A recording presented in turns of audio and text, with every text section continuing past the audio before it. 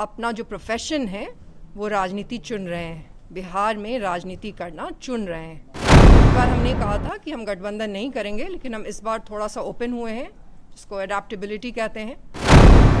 हमने कभी भी नफ़रत की राजनीति नहीं की है, चाहे वो धर्म के नाम पे नफ़रत की हो, जाति के नाम पे नफ़रत की हो। अभी हम सीतामढ़ी में बैठे हैं, मिथिला के हैं, मिथिला में ही जन्मे हैं। हमें याद दिलाने के लिए आए हैं कि मिथिला का जो नारा है वो है जय सिया राम। जब पूरा राजनीतिक मैदान पुरानी चालों में उलझा था, तभी एक नया चेहरा आया जिसने पहली बार बदलाव को ग्लैमर और विजन दोनों के साथ परोसा। 2020 के बिहार विधानसभा चुनाव में जब अखबारों के पहले पन्ने पर एक युवा, आत्मविश्वासी और बिल्कुल अलग अंदाज में उभरती एक नेता की तस्वीर छपी, तो लोगों की उत्सुक निगाहें ठहर गई। ये कौन है? नाम था पुष्पम प्रिया चौधरी। लंदन रिटर्न, तेज तर्रार और पारंपरिक राजनीति से हटकर सोचने वाली एक नई राजनीतिक ताकत। उन्होंने खुद की पार्टी द प्लूरल्स के साथ किसी गठबंधन का सहारा लिए बिना सीधा चुनावी रण में छलांग लगा दिया। हालांकि 2020 के चुनावी नतीजों ने जमीन पर उनकी पकड़ को चुनौती दी, लेकिन 2025 की ओर बढ़ती उनकी नई रणनीति और बदला हुआ अंदाज दिखा रहा है कि ये कहानी अभी खत्म नहीं हुई, ये तो बस एक नई शुरुआत है। उस वक्त उन्होंने किसी गठबंधन से दूरी बनाते हुए एकला चलोरे की राह चुनी और अपनी खुद की पार्टी द प्लूरल्स के साथ अकेले ही चुनावी मैदान में उतरी। हालांकि उनका आगाज जितना चर्चा में रहा, चुनावी नतीजे उतने उत्साहजनक नहीं रहे। मगर 2025 की ओर बढ़ते हुए पुष्पम प्रिया का सियासी मिजाज बदला। ये बदला इसलिए नजर आ रहा है क्योंकि वो ना केवल बदलाव की बात कर रही हैं, बल्कि उसके लिए साथियों की तलाश भी कर रही हैं। पुष्पम प्रिया कहती हैं, पिछली बार हमने साफ कर दिया था कि गठबंधन नहीं करेंगे, लेकिन इस बार हमने खुद को थोड़ा ओपन रखा है। इसे एडेप्टेबिलिटी कहते हैं। उनका कहना है कि अगर कोई पार्टी बिहार के लिए ठोस एजेंडा और कॉमन मिनिमम प्रोग्राम लेकर आती है तो द प्लूरल्स पार्टी साथ चलने को तैयार है। उनका रुख अब ज्यादा व्यवहारिक और लचीला दिखता है, यानी अब मिशन है सिर्फ सत्ता नहीं, सार्थक साझेदारी। बाइट लगाना यहाँ लड़ रही है क्या विधानसभा चुनाव?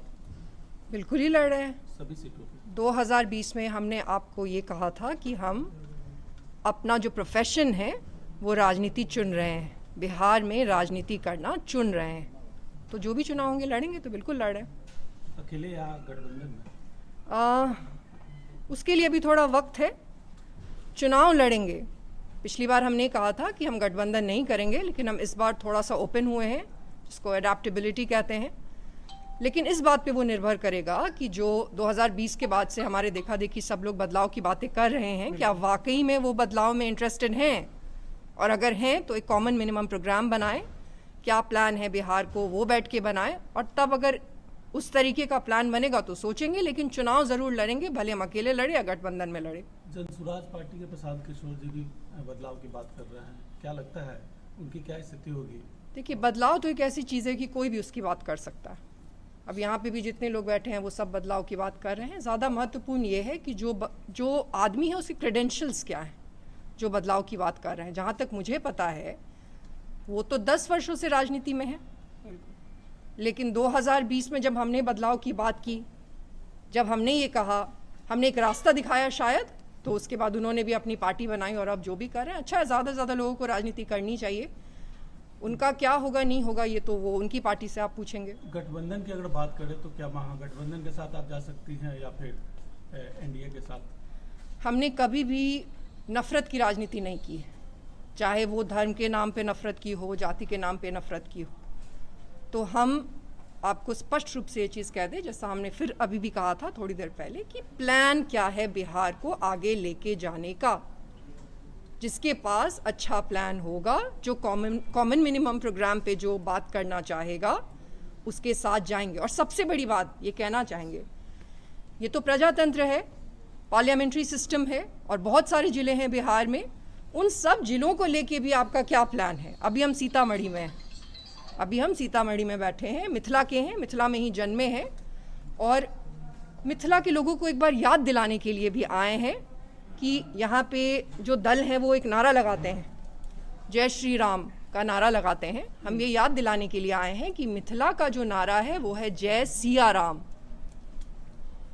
जय सिया राम हमारा नारा है मिथिला का, जो बचपन से हम लगाते आए हैं, हम बोलते आए हैं। मिथिला में हर आदमी जय सिया राम ही बोलता है।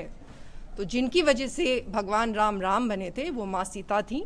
और सबसे ज़्यादा ज़रूरी ये है कि पूरे मिथिला में जहाँ भी माँ जानकी की जो स्थल हैं, जैसे कि यहाँ पे जो माँ जानकी मंदिर है, उनके विकास का क्या इनके पास प्लान है, क्योंकि उसके विकास से पूरी इकोनॉमी चल सकती है, सीतामढ़ी का विकास हो सकता है। तो इस तरीके के मुद्दों पे जो बात करना चाहेंगे हम उनके साथ जाने। हाल ही में पुष्पम प्रिया महायान यात्रा के तहत सीतामढ़ी पहुंची थी। वहां उन्होंने नारा दिया, जय श्री राम नहीं जय सिया राम। मिथिला की संस्कृति को केंद्र में रखते हुए उन्होंने कहा कि मिथिला की आत्मा जानकी में बसती है। सीतामढ़ी में माता जानकी मंदिर के विकास को लेकर उन्होंने स्थानीय मुद्दों को मजबूती से उठाया और यह भी जताया कि उनकी राजनीति केवल कुर्सी की नहीं, संस्कृति और क्षेत्रीय विकास की भी है।